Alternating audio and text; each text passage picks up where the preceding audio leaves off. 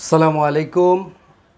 আজ আমরা time value of money দুই দিন আগে যে ক্লাসটা করিয়েছিলাম তার আজকে দ্বিতীয় ক্লাসটি আমরা করাবো। এবং দ্বিতীয় ক্লাসটি করার আগে যে ব্যাপারগুলো জানতে হবে তা হচ্ছে যে প্রথম ক্লাস যদি কেউ না বুঝে থাকে তাহলে দ্বিতীয় ক্লাস কিন্তু তার জন্য খুব কঠিন ব্যাপার হয়ে দাঁড়াবে এবং সে নাও বুঝতে পারে। যার জন্য আমার সাজেশন থাকবে যে এই দ্বিতীয় ক্লাসটি করার আগে অবশ্যই আমার প্রথম ক্লাসটি দেখতে হবে, তাহলে আমাদের কাছে ব্যাপারটি পুরোপুরি ক্লিয়ার হবে। আজকে আমি দ্বিতীয় ক্লাস শুরুর আগে দুই তিনটি বিষয় একটু জানিয়ে নিব। সেটা হচ্ছে সাধারণত এই টাইম ভ্যালু অফ মানি চ্যাপ্টারে আমরা পিবি এবং এফবির অঙ্ক করে থাকি।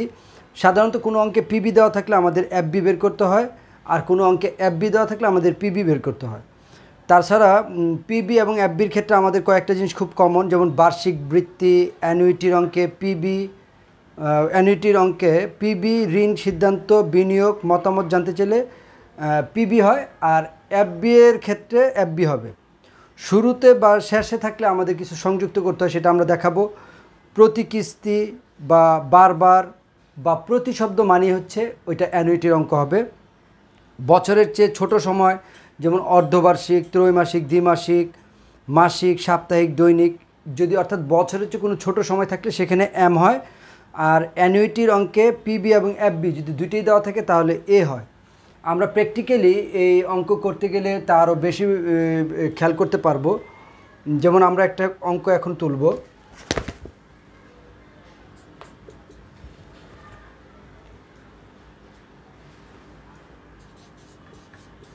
জনাব তৌহিদ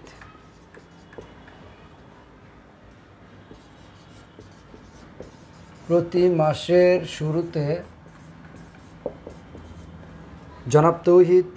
শুরুতে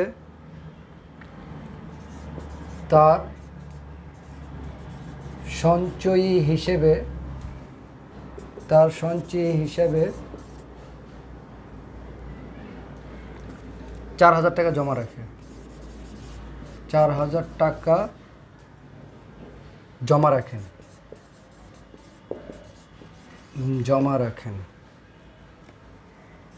12% চক্রবৃদ্ধি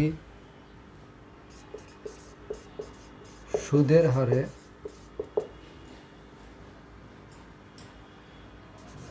5 বছর পর সে কত পাবে। এই একটি অঙ্ক।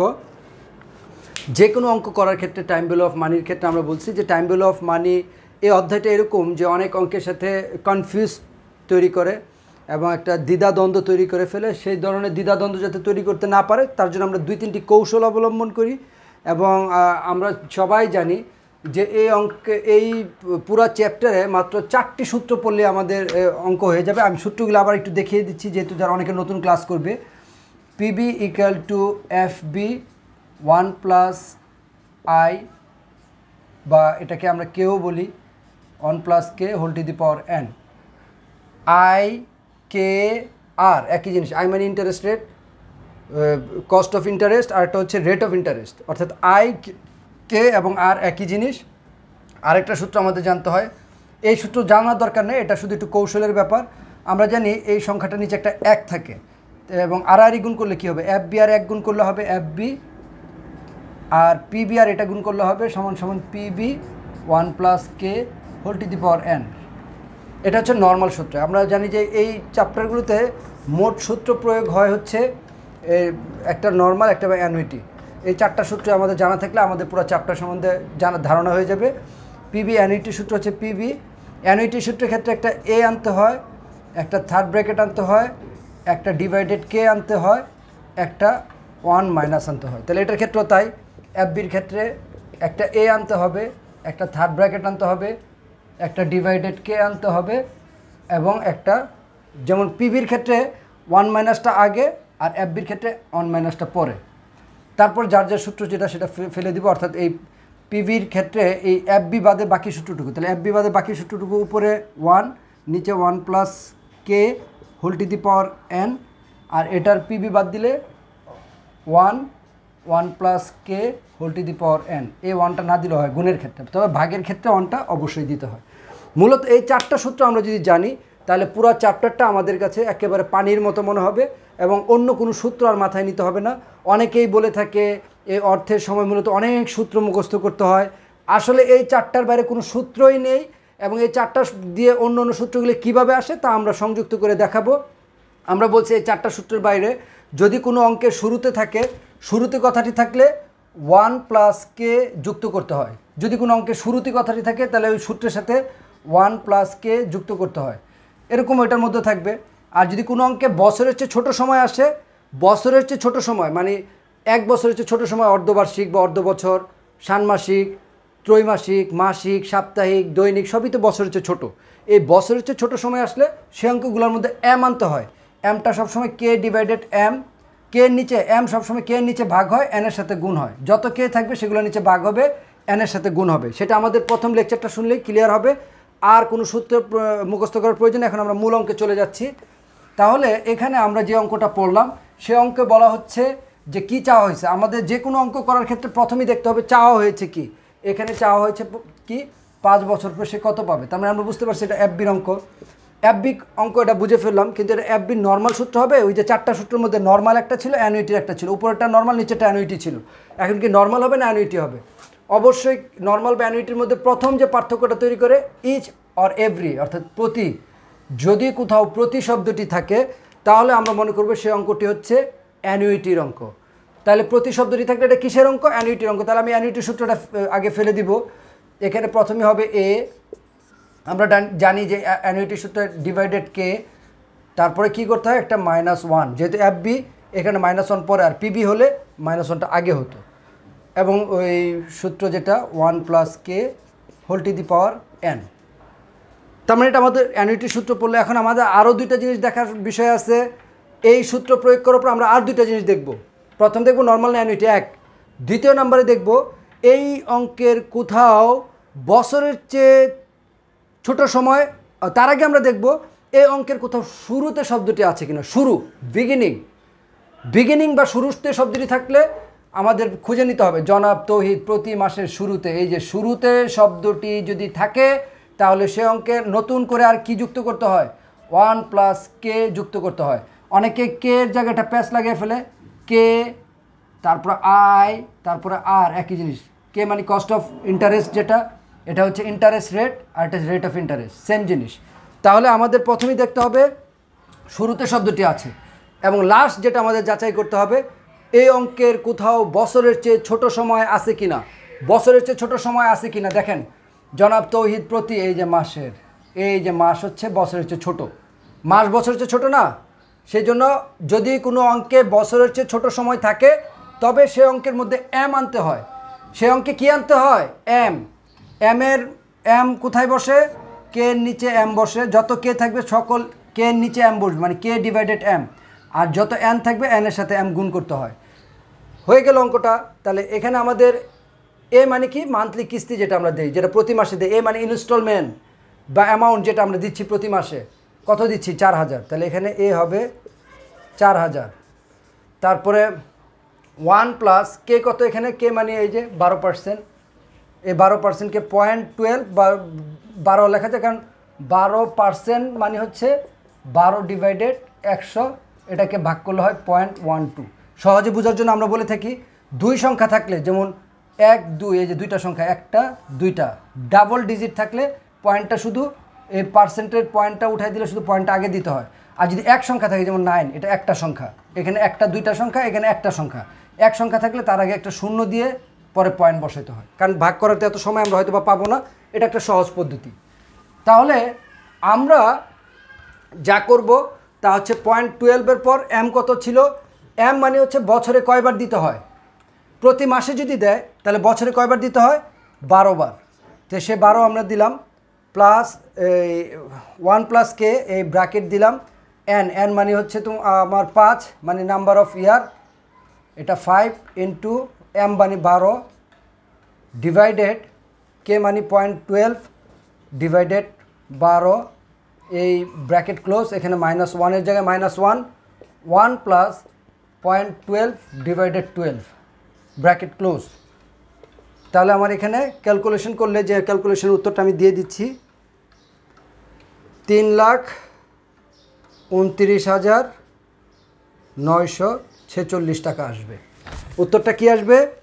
3,29,946। এটা ক্যালকুলেশন করলেই বের হয়ে যাবে। এই একটা অঙ্ক আমরা করলাম। আমরা এরপরে আরেকটি অঙ্ক করব, আর কয়েকটি অঙ্ক করে আমরা আমাদের এই চ্যাপ্টারগুলো ক্লোজ করব। এর মধ্যে আমি আশা করি এই অঙ্কটার করার পর এবং প্রথম লেকচার যারা শুনেছে, আমার ফার্স্ট ক্লাস যারা করবে এবং এই অঙ্কটা করার পর নর্মাল এবং অ্যানুইটির অঙ্কে আর কোনো সমস্যা থাকবে না। আমরা এখন নতুন একটি নিয়মে যাব। তার আগে উত্তরটা একটু লিখে নিতে পারেন যাতে পরবর্তীতে মেলানো যায়। 3,29,946। আমরা অঙ্কটি মুছে ফেলছি।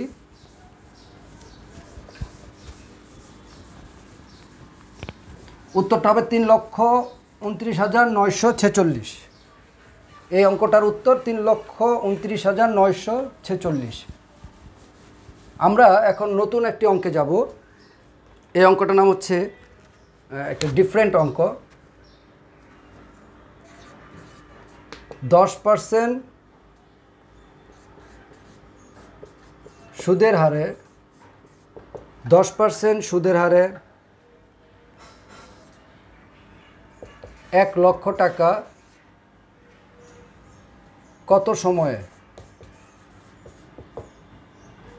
দ্বিগুণ, বা এটাকে 1 লক্ষের দ্বিগুণ মানে কি, বা 2 লক্ষ টাকা হবে। সহজ হিসাব, 10% সুদের হারে 1 লক্ষ টাকা কত সময়ে দ্বিগুণ হবে। এই জায়গাটায় আমরা যে জিনিসটা সব দেখলাম যে 10% সুদের হারে 1 লক্ষ টাকা কত সময়ে, এই যে কত সময় মানে এন, ঠিক আছে, 1 লক্ষ টাকাটা কত সময়ে দ্বিগুণ অথবা 2 লাখ টাকা হবে।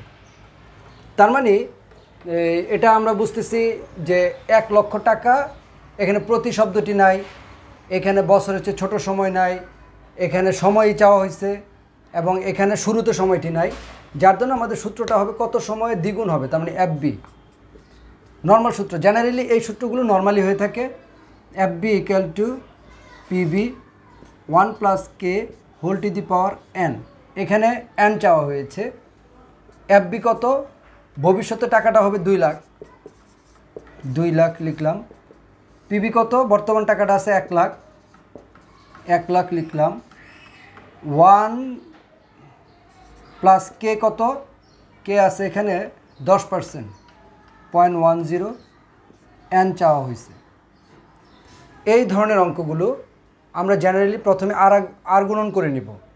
আর গুণন বলতে এটার সাথে এটা, আর এটার নিচে যদি মনে মনে একটা 1 থাকে এটার সাথে এটা, তার মানে গুণটা যদি আমরা এভাবে করি 1 + 0.10 whole to the power n সমান এই পাশে চলে যাবে, সরি এটার সাথে গুণ হয়ে যাবে 2 লাখ, গুণ 2 লাখ, আর এই পাশে 1 লাখ আর এটা গুণ করলে হবে 1 লাখ। এ পর্যন্ত সবাই ক্লিয়ার? এটার এটা গুণ করলে হয় এটা গুণ 2 লাখ, আর 1 আর এটা গুণ করলে হয় 1 লাখ। এখন আমি এই পাশে 1 + 0.10 whole to the power n, আমরা জানি গুণ 2 লাখকে এই পাশে নিয়ে গেলে ভাগ হয়ে যাবে, তাহলে উপরে 1 লাখ, নিচে ভাগ হবে 2 লাখ। 1 লাখকে 2 লাখ দিয়ে ভাগ করলে কত হয়? আমরা আবারও বলতেছি 1 লাখকে 2 লাখ দিয়ে ভাগ করলে কত হবে? 0.5, সম্ভবত 1 ডিভাইড, হ্যাঁ 0.5। তাহলে এখানে থাকবে 1 + এটা যোগ করলে কত হয়? এই দুটো যোগ করলে হয় 1.10, এটার পাওয়ার আছে n, আর এখানে হচ্ছে 0.5। এই পর্যন্ত সবাই ক্লিয়ার? আমরা এই অঙ্কটাকে একটু এখান থেকে আবার শুরু করলাম কারণ জায়গা নেই। তাহলে এই অঙ্কটা যদি এখান থেকে শুরু করি তাহলে 1.010 উপরে n সমান এখানে আছে 0.5। এখন আমরা জানি পাওয়ার সংযুক্ত, যেহেতু যে কোনো জিনিস পাওয়ার আনলে পাওয়ারকে কনসিডার করতে হয় লগের মাধ্যমে। লগ। ক্যালকুলেটরে জেনারেলি একটা শব্দ থাকে এরকম LOG, লগ। এই যে এরকম একটি শব্দ থাকে LOG, লগ। এটা আপনারা অনেকে করে আসছেন ছোটো ক্লাস 9-10-এ। লগ আনতে হবে, অর্থাৎ উভয় দিকে লগ আনতে হবে পাওয়ারকে কনসিডার করার জন্য। তাহলে লগ 1.10 উপরে n লগ 0.5, উভয় পাশেই লগ আনলাম। এই যে একটা লগ আনছি, এই যে একটা, উভয় পাশে লগ নিয়ে আসছি। উভয় পাশে কী আনছি? লগ আনছি। এই লগগুলোকে কীভাবে আমরা কনসিডার করব তা দেখাচ্ছি। লগের ধর্ম হচ্ছে লগের সাথে কোনো পাওয়ার সংযুক্ত থাকলে, তার লগের আগে চলে আসে। লগের সাথে কোনো পাওয়ার সংযুক্ত থাকলে তার লগের আগে চলে আসে। তাহলে হবে n log 1.10 equal to log 0.5। তারপর তাহলে আমার n বের করতে হবে। n এর সাথে লগটা গুণ অবস্থায় আছে, তাহলে n বের করতে গেলে আমরা এটা মুছে দিচ্ছি। n বের করতে গেলে বা n সমান সমান এই পাশে আছে log 0.5, এই পাশে হচ্ছে log 1.10। এখন ক্যালকুলেটরে আমরা একটু দেখাচ্ছি। ক্যালকুলেটরে লগের যে অপশনটা আছে, এই অপশনের মধ্যে আমরা প্রথমে যাব লগ কত, এটা 0.5।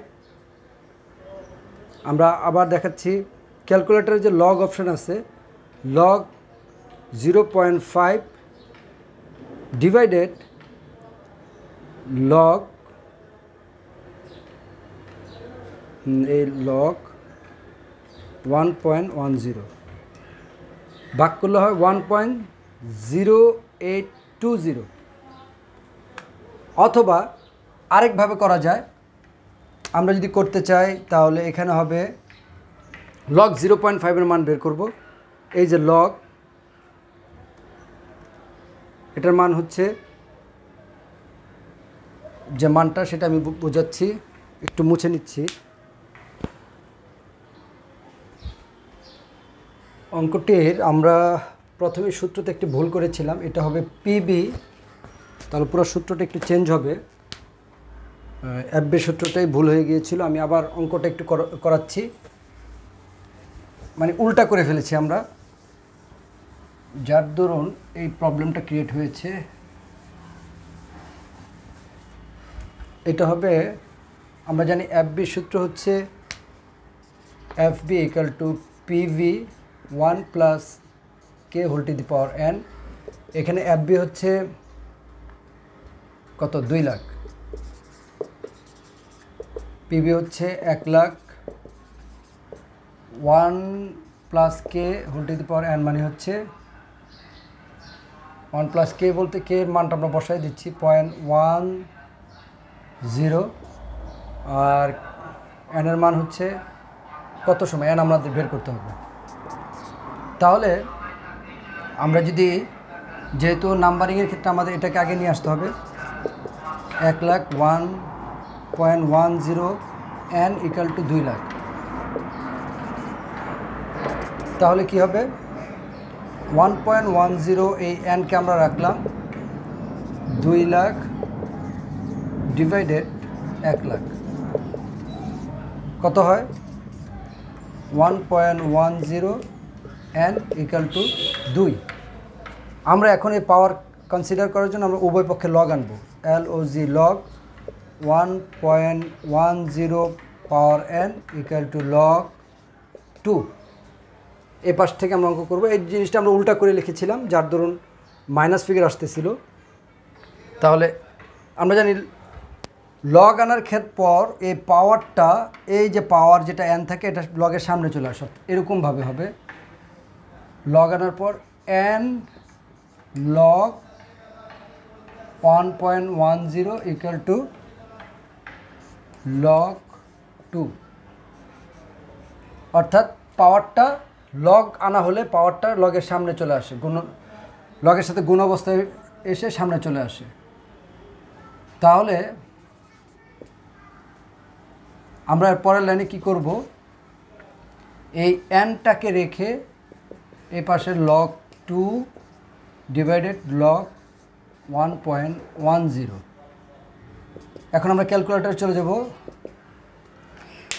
এই ক্যালকুলেটরে আমি একটা অপশন দেখাচ্ছি যেখানে লগ লেখা থাকে এরকম LOG লগ, সে লগে আমি চাপ দিলাম log 2 divided log 1.10, log 2 divided log 1.10। সবাই একটু খেয়াল করুন,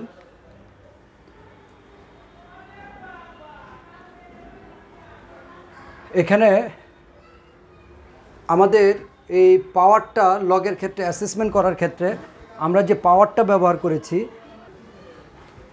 সহজভাবে আমরা এই লগটাকে আলাদা আলাদা মান বের করে নিব। log 2 সমান সমান কত হয়, log 2 এর মান ক্যালকুলেটরে এই লগ চাপ দেওয়ার পর 2 চাপ দিয়ে ইকুয়াল দিলেই হবে 0.301, এবং পরেরটা আমরা যাব লগ 1.10, এটা চাপ দিলে হচ্ছে 0.041। অর্থাৎ ক্যালকুলেটরে লগ 2 চাপ দিয়ে প্রেস করলে 0.301, লগ 1.10 করলে হচ্ছে লগ 0.041। এই দুটাকে ভাগ করলে হয়, সুতরাং n সমান সমান 0.301 ডিভাইডেড 0.041, 7.27 ইয়ার। অর্থাৎ এই টাকাটা 10% সুদের হারে 1 লক্ষ টাকা 2 লক্ষ টাকা হতে হলে প্রয়োজন 7.27 ইয়ার্স। আমরা আরেকটি লগের অঙ্ক করলে ব্যাপারটা আরেকটু ভিন্ন ধর্মী একটা লগের অঙ্ক আছে, সেটা আমরা এখন দেখাবো।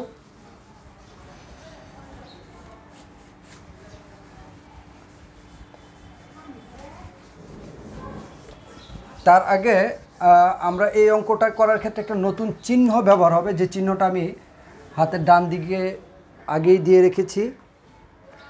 ক্যালকুলেটরে এই ধরনের একটা চিহ্ন আমাদের আছে,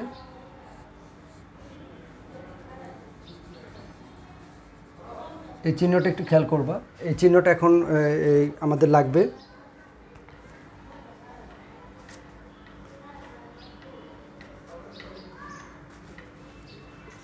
ব্যাংকে 5 বছরের জন্য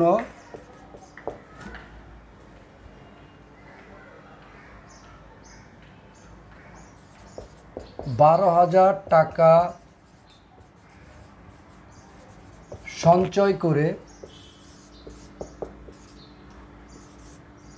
25,000 টাকা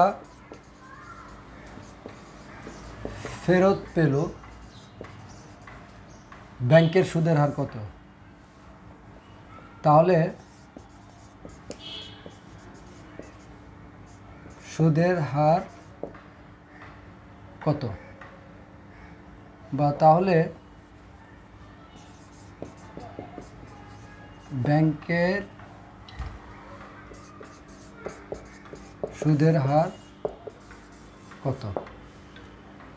ব্যাংকে 5 বছরের জন্য 12,000 টাকা সঞ্চয় করে 25,000 টাকা ফেরত পেলো, তাহলে ব্যাংকের সুদের হার কত?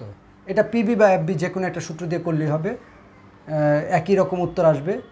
কারণ এই ধরনের অঙ্কগুলো যেগুলো লগ এবং এন্টি লগ ব্যবহার করা হয় এবং সময়, বিশেষ করে সময় এবং সুদের হার চাওয়া হয়, এটা সাধারণত পিবি বা এফবি যে কোনো একটি অঙ্ক সূত্র ধরে করলেই হয়। এটা আমরা এফবি দিয়েই করি, FB equal to PV 1 + k whole to the power n, কারণ এখানে এফবি পিবি দুইটিই দেওয়া থাকে, এই জন্য এই সিস্টেম। এফবি এখানে হচ্ছে 25,000, অর্থাৎ ভবিষ্যতে যেটা পাচ্ছে সেটা হচ্ছে 25,000, বর্তমানে বিনিয়োগ করেছিল 12,000, বর্তমান বা অতীত একই জিনিস। 1 + k ছিল, কে চাওয়া হয়েছে এখানে, যে সুদের হার কত, তার মানে কে দেওয়া নাই, n দেওয়া আছে 5 বছর। জেনারেলি আমরা আবার সেই আগের মতো এই সংখ্যাগুলো এদিকে নিয়ে আসবো। 12,000 1 + k, এটা 5, এবং এই পাশে লিখলাম 25,000। সবাই একটু খেয়াল করবেন যে এখানে এই 12,000 1 প্লাস কে 5 এবং এটা 25,000। এখন আমরা কি করব, একই ধরনের 1 প্লাস কে 5 ইকুয়াল টু 25,000 ডিভাইডেড 12,000। তাহলে কত হয়, 1 প্লাস কে 5 সমান সমান 25,000কে 12,000 দিয়ে ভাগ করলে কত হয়, 25,000 ডিভাইডেড 12,000, 2.083।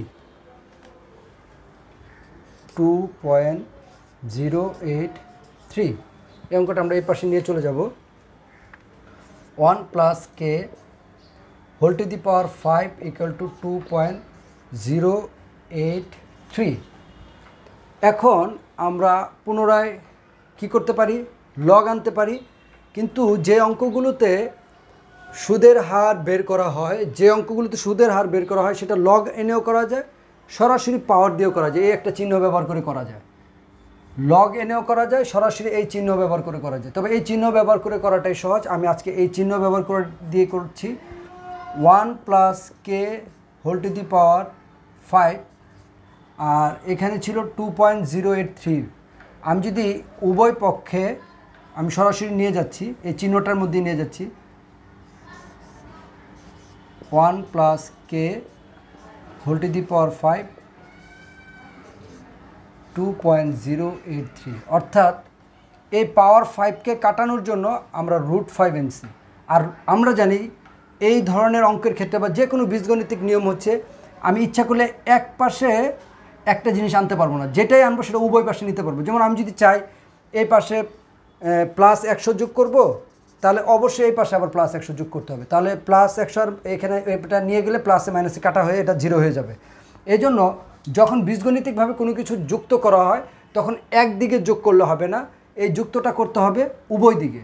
আমি যেহেতু এই √5টাকে পাওয়ার 5টাকে কাটানোর জন্য √5 আনছি, তাহলে এই পাশেও √5 আনতে হবে। তাহলে এখানে √5 আর পাওয়ার 5 কেটে গিয়ে শুধু থাকবে 1 প্লাস কে। আর এখানে এই পাওয়ারটা আপনার ক্যালকুলেটরে দেখবেন এই ধরনের একটা চিহ্ন আছে, যেটা এই চিহ্নটার মধ্যে আমি একটু ক্লোজলি দেখাচ্ছি। ঠিক এই চিহ্নটার মধ্যে আমি কাছাকাছি নিয়ে দেখাচ্ছি। এই যে চিহ্নটা, এই চিহ্নটা কোথায় আছে, এই চিহ্নটা এই যে অ্যান্সার করলে এই যে দেখবেন যে এরকম দেখাচ্ছে। এটাকে প্রথমে শিফট চাপ দিয়ে এটা চাপ দিতে হবে। তার আগে আমাদের পাওয়ার কত ছিল, 5। প্রথমে তাহলে আমরা 5 চাপবো, এই যে 5 আসলো। 5-এর পর আমরা এই যে শিফট চাপ দিয়ে, এই যে শিফট, তার উপর এই চাপ দিলাম। চাপ দেওয়ার পর এই যে 5 চলে আসলো, এই দেখতে পাচ্ছেন 5 এই চিহ্নটা চলে আসছে। দেন আমরা এটাকে নিচে নামিয়ে ফেলবো। আমাদের উপরে পাওয়ার 5 হয়ে গেছে। এখন এই যে কারো বাটনে চার কোণ আছে, যে ডান বাম উপর নিচে থেকে, এটা আমি পাশে নিয়ে আসবো। পাশে ছিল 2.083। এই যে এখন এটা এই ধরনের একটি ফরম্যাট আসছে। এই যে উপরে 5 পাওয়ার 5টা দেখা যাচ্ছে, নিচে 2.083 দেখা যাচ্ছে। দেন আমরা ইকুয়াল দিলে কি আসছে, 1.155। আমি আবার দেখাচ্ছি, 1.155। ইকুয়াল দেওয়ার পর যেটা আসতেছে সেটা হচ্ছে 1.15। আমি 1581। আমি আবার দেখাচ্ছি যাদের ক্লিয়ার না। প্রথমে আমাদের কত করতে হবে, প্রথমে আমাদের করতে হবে হচ্ছে 5, যেহেতু √5। দেন হচ্ছে শিফট, ওই যে চিহ্নটা, এই যে চিহ্নটা। আবার কোনো ক্যালকুলেটরে আপনি ডাইরেক্ট ওই চিহ্ন বসানো হবে 5, দেন 2.083।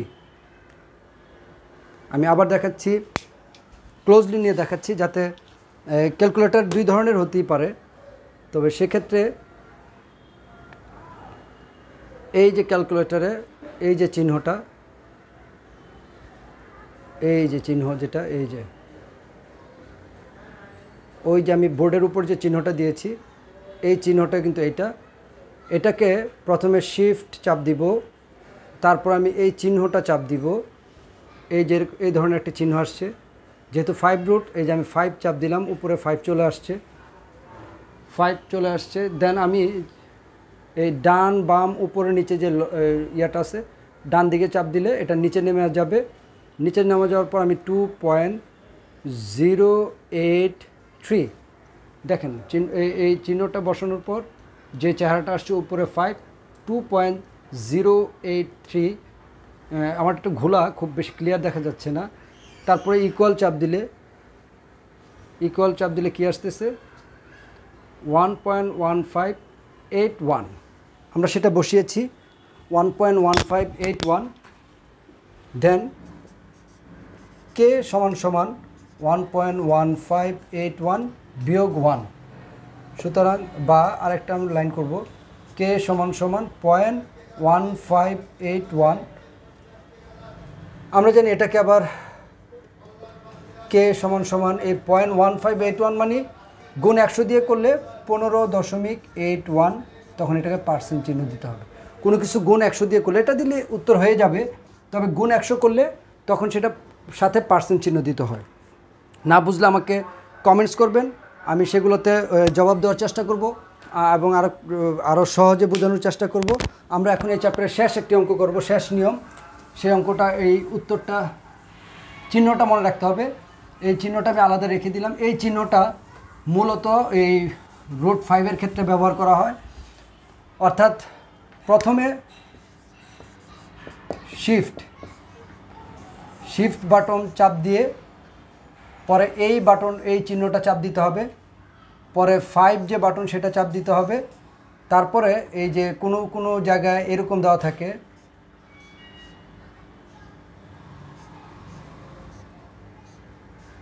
এরকম 4টা চিহ্ন দেওয়া থাকে আমাদের, পরে এরকম 4টা চিহ্ন দেওয়া থাকে যে বাটনটায়, এই বাটনের এই ডান দিকের চিহ্নটা আমি চাপ দিব।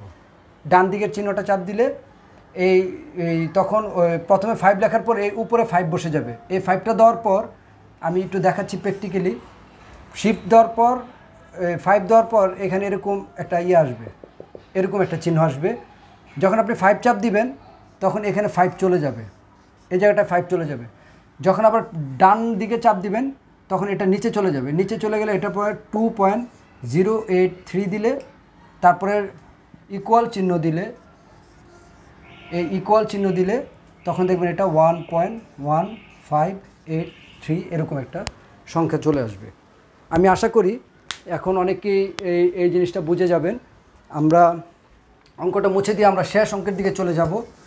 এরপরে আমাদের এই চ্যাপ্টার আর কোনো অঙ্ক থাকবে না। সবাই একটু এটাকে লিখে নিতে পারেন।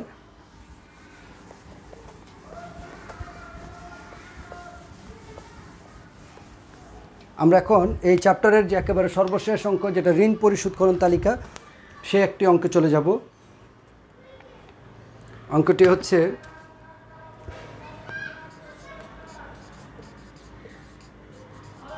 ডালিম সাহেব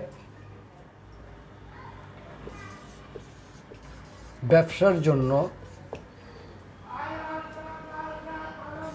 2,50,000 টাকা ঋণ নিতে চায়।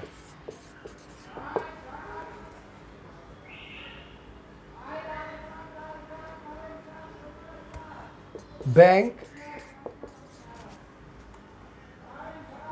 19% সুদে 3 বছরের জন্য ওই টাকা দিতে পারবে।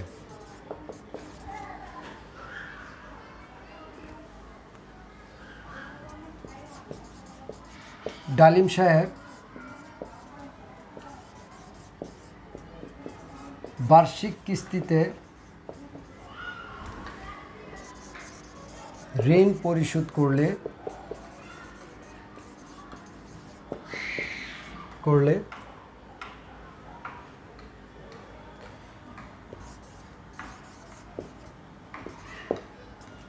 ঋণের কিস্তি কত এবং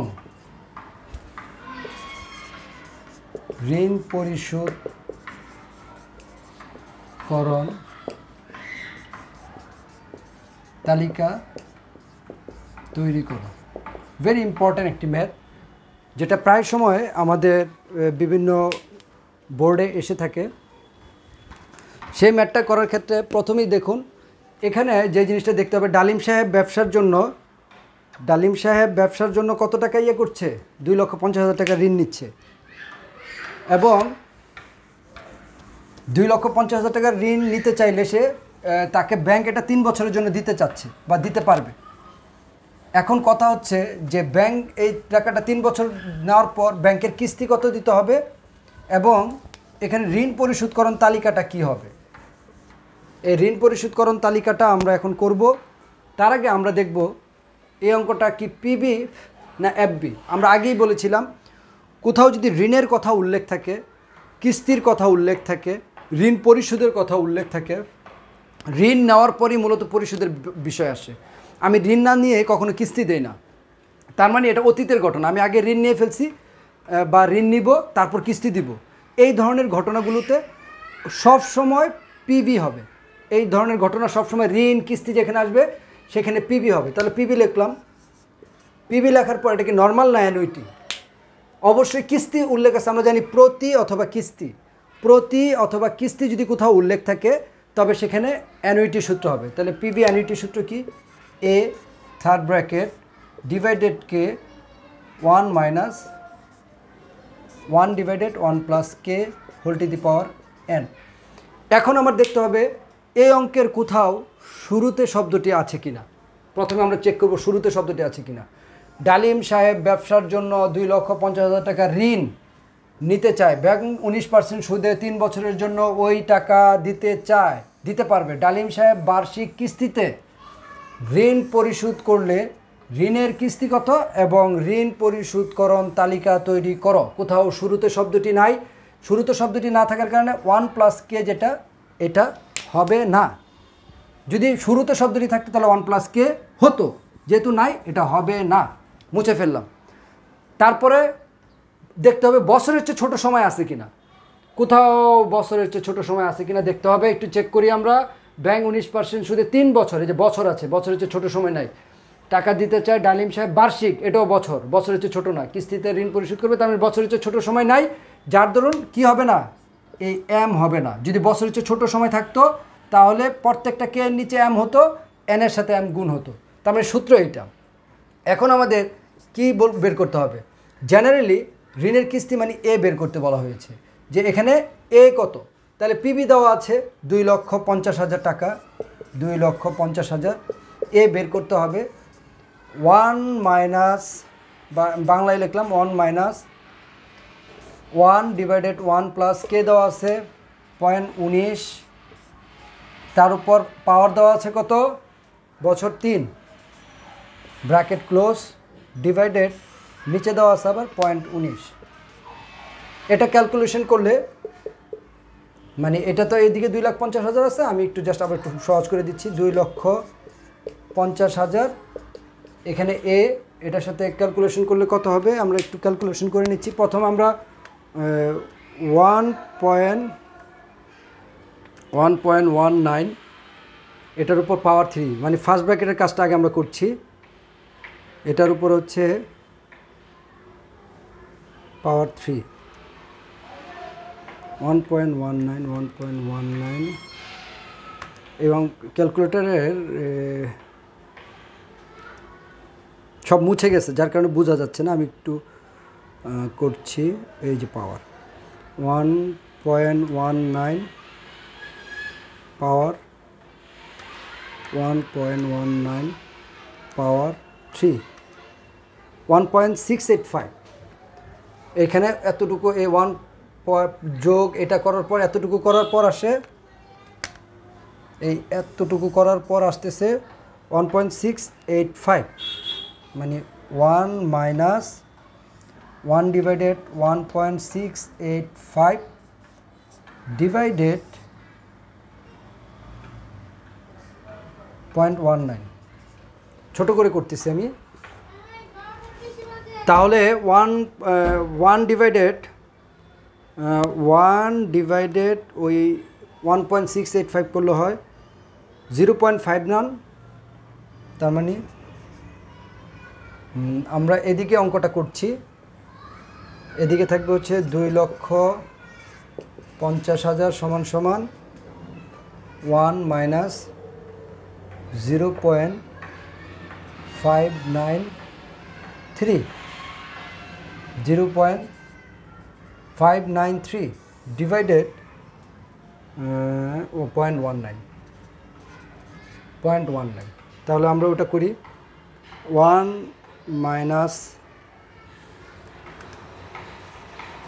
0.593 করার পর হচ্ছে 0.450 ডিভাইডেড 0.19 করলে হচ্ছে 2.1399, অর্থাৎ এ পাশে হচ্ছে 2,50,000, এটার সাথে এ গুণ আছে, আর এখানে হচ্ছে এ গুণ 2.14। আরও সংখ্যা আছে, আমি জাস্ট সংক্ষিপ্ত করার জন্য। তাহলে এ রেখে এটাকে গুণ অবস্থায় এটাকে যদি আমি এ পাশে দিই সেটা ভাগ হয়ে যাবে। তার মানে অনেকটা চিত্রটা এরকম হবে 2,50,000 2.14, আর এ পাশে থাকবে এ। সুতরাং এটাকে ভাগ করলে হয় কত? 2,50,000 ডিভাইডেড 1,16,827। সুতরাং এ সমান সমান 1,16,827। এ হচ্ছে আমাদের কিস্তি বের হলো। লেখাগুলো একটু ছোট ছোট হয়ে গেছে। 1,16,827 টাকা হচ্ছে আমাদের কিস্তি। এখন আমরা ঋণ পরিশোধকরণ তালিকা যে তৈরি করব সেটা কিভাবে করব, আমি একটু অঙ্কটা মুছে দিচ্ছি। যারা উঠানো দরকার একটু স্ক্রিনশট দিয়ে অথবা লিখে নিতে পারেন। আমি অঙ্কটা এখন মুছে দিলে এবং এই ঋণ পরিশোধকরণ তালিকাটা করলে আমি আশা করি একেবারে আপনাদের কাছে এই চ্যাপ্টারটা ফুলফিল ক্লিয়ার হয়ে যাবে এবং আমার 2টি লেকচার যারা শুনবেন তাদের কাছে আর কখনোই এই টাইম ভ্যালু অফ মানি অঙ্কটা সমস্যা হবে না।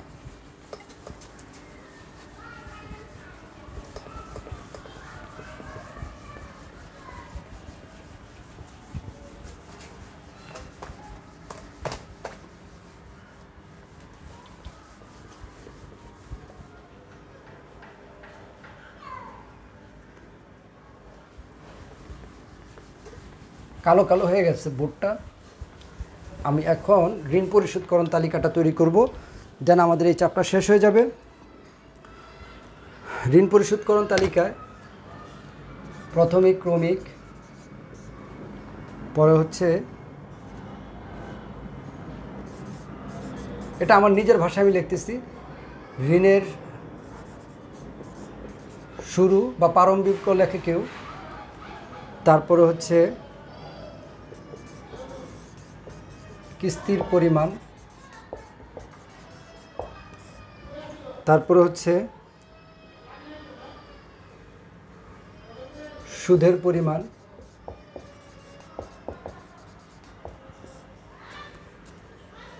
তারপর হচ্ছে আসলের পরিমাণ, শেষের ঋণ, শেষের ঋণ। এই ঋণের কিস্তি করতে গিয়েই অনেকে এলোমেলো করে ফেলে, যার ধরুন আমি খুব সংক্ষিপ্ত একটি নিয়ম আমি বলে দিচ্ছি আপনাদের। মূলত ক্রমিক বলতে কী হচ্ছে, কয়টা কিস্তিতে আমি ঋণ দিয়েছি? 3টা কিস্তি। তাহলে ক্রমিক হচ্ছে 1 2 3, ক্রমিকের ঝামেলা শেষ। এখান থেকে অনেকে এলোমেলো করে ফেলে। তা আমি একটা সহজ পদ্ধতি আপনাদেরকে শিখিয়ে দিচ্ছি। এই যে রি, এই যে কি, এই যে সু, আবার এই যে সরায় আ, আর এই যে সে। আপনারা জানেন রেসলিংয়ের একটা বিখ্যাত প্লেয়ার ছিল, তার নাম ছিল রিকি শু। রিকি শু, বিখ্যাত রেসলিং প্লেয়ার যে, তার নাম ছিল রিকি শু। আর আসে মানে আপনি মনে রাখবেন, এই অঙ্ক আসলে মানে রিকি শু আসে, রিকি শু আসে। এই অঙ্কটা আসা মানে আপনি মনে করবেন রিকি সে আসছে, মানে রিকি শু যেটা আমাদের যে রেসলিং প্লেয়ার, যে রেসলার রিকি শু, সে আসছে। তার মানে এই যে রিতে হচ্ছে ঋণের শুরু, কিতে হচ্ছে কিস্তির পরিমাণ, সুতে হচ্ছে সুদের পরিমাণ, আতে হচ্ছে আসলের পরিমাণ, সেতে হচ্ছে শেষের ঋণ। তার মানে আমরা এখন এই যে লিখিত আসে যে অঙ্কটা আসলাম, ঋণের শুরুতে আমাদের কত টাকা ছিল? ঋণের শুরুতে ছিল আমাদের 2,50,000 টাকা। কিস্তি আমাদের কত? এই যে কিস্তির পরিমাণটা সবসময় সমান, কিস্তি অলওয়েজ সমান। কিস্তির পরিমাণটা আপনি সবসময় একভাবে লিখে ফেলবেন, 1,16,827, 1,16,827, 1,16,827। কিস্তি অলওয়েজ সমান। যে কোনো জিনিস কিস্তিতে কিনলে দেখবেন যে আপনার সমান কিস্তির হারই দিতে হয়। তাহলে সুদের পরিমাণ 19% তো আমরা জানি। তাহলে এই সুদের পরিমাণটা সবসময় যেই ঋণটা আমার থাকবে শুরুতে যে ঋণটা থাকবে তার উপর সুদ কাউন্ট করা হয়। তাহলে 2,50,000 টাকার সুদের পরিমাণ কত হবে আমরা একটু ক্যালকুলেশন করে নিচ্ছি। 2,50,000 টাকার সুদের পরিমাণ হবে 2,50,000 ইন্টু 0.19, সুদের পরিমাণ 47,500। এটা সুদের পরিমাণ হবে 47,500। এখন আসল জিনিসটা কি? কিস্তি থেকে সুদ বাদ দিলে যা থাকে তাই আসল, অর্থাৎ এই কিস্তি থেকে এই সুদটা আমার বাদ যাবে, সুদ বাদ দেওয়ার পর যা থাকবে সেটা আমার হচ্ছে আসল। তাহলে 1,16,827 থেকে বিয়োগ 47,500, তাহলে কত থাকে? 69,327, 69,327। এবং ঋণ থেকে এই যে ঋণের শুরু থেকে আমার আসল বাদ দিতে হবে। ঋণের শুরু থেকে আসল বাদ দিলে আমার শেষ ঋণ থাকবে। ঋণের শুরু থেকে আসল বাদ দিলে আমাদের শেষ ঋণ থাকবে। তার মানে মাইনাস 2,50,000 থেকে ওই টাকাটা মাইনাস করলে 1,80,673, 1,80,673। এটা যখন শেষ ঋণ, ওইটা দ্বিতীয় বছর গিয়ে শুরু ঋণ হবে 1,80,673।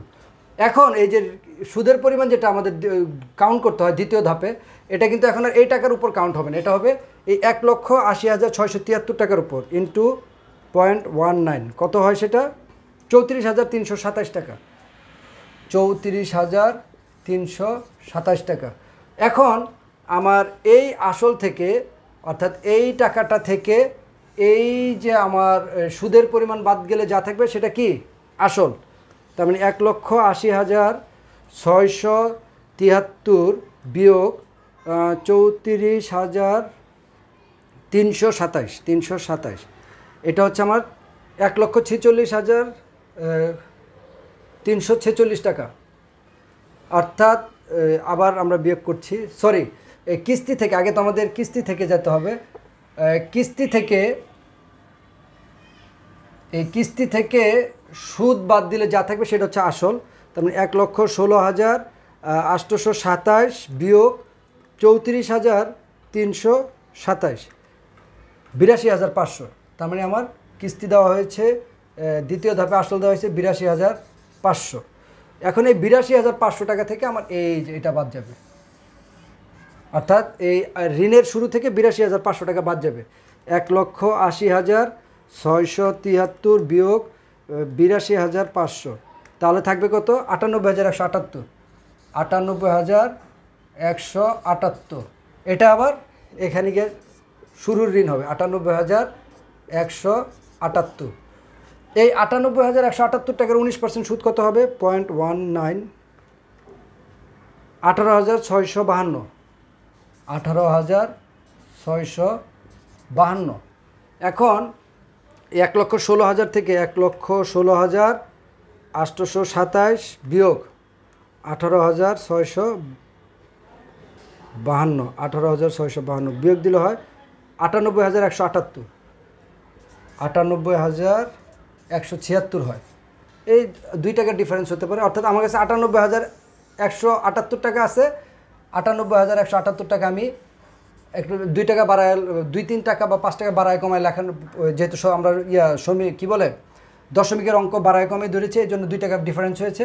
এখানে 78 টাকা হবে সব দশমিক নিলে। 98,178 টাকা আমার কাছে পেত, 98,178 টাকা আমি আসল টাকা দিয়ে দিছি, তার মানে তারা আমার কাছে আর কোনো টাকা পাবে না, 0 টাকা হয়ে গিয়েছে। অর্থাৎ আমার ঋণ পরিশোধকরণ হয়ে গেছে। অর্থাৎ ঋণের শুরু থেকে ঋণ পরিশোধকরণ পর্যন্ত এই তালিকা তৈরি করা হয় বলে এই তালিকার নাম হচ্ছে ঋণ পরিশোধকরণ তালিকা। আমরা আশা করি এই অঙ্কগুলি সবাই বুঝতে পেরেছেন। তারপর আমি আবার একটু সামারাইজ করে দিচ্ছি। ঋণের শুরু মানে হচ্ছে 2,50,000 টাকা, আমি কিস্তি দিয়েছি 1,16,827 করে 3টা কিস্তি। সুদের পরিমাণ সবসময় শুরুর ঋণ, সুদের পরিমাণ হয় সবসময় শুরুর ঋণে। যেমন এই সুদের ঋণের শতকরা 19%। শুরুতে ঋণ ছিল 2,50,000 টাকা, 2,50,000 টাকা 19% হচ্ছে 47,500। কিস্তি থেকে সুদ বাদ দিলে আসল থাকে, অর্থাৎ সহজ হিসাব, কিস্তি থেকে সুদ বাদ দিলে যা থাকে সেটা হচ্ছে আসল, আর ঋণ থেকে আসল বাদ দিলে যা থাকে সেটা হচ্ছে শেষের ঋণ। তার মানে কিস্তি থেকে সুদ বাদ দিলে আমার থেকে 69,000, আর ঋণ থেকে 69,000 বাদ দিলে বা আসল বাদ দিলে যেটা থাকে সেটা হচ্ছে শেষের ঋণ। অর্থাৎ শেষের ঋণ ছিল 1,80,673। যেটা শেষ ঋণ থাকবে এটা দ্বিতীয় বছরে শুরু হয়ে যাবে, অর্থাৎ 1,80,673 টাকার উপর আবার আমরা 19% ঋণ সুদ ধরলে 34,327। কিস্তি থেকে সুদ বাদ দিলে আসল হচ্ছে 82,500, আর এই ঋণ থেকে আসল বাদ দিলে হচ্ছে 98,178। এই 98,178 টাকা তারা আমার কাছে পাবে। সেটার উপর আবার 19% কাউন্ট করলে হয় 18,652। 1,16,000 মানে কিস্তি থেকে সুদ বাদ দিলে যেটা থাকে সেটা হচ্ছে আসল 98,178, আর 98,178 আমার কাছে পেতো 98,178 টাকা। আমি আসলের পরিমাণ 98,178 টাকা দিয়ে দিছি। তার মানে আমার শেষের ঋণ আর নাই, আমি ঋণ পরিশোধ করে দিয়েছি। এই জন্য এই তালিকার বা এই অঙ্কটার নাম হচ্ছে ঋণ পরিশোধকরণ তালিকা। ধন্যবাদ সবাইকে।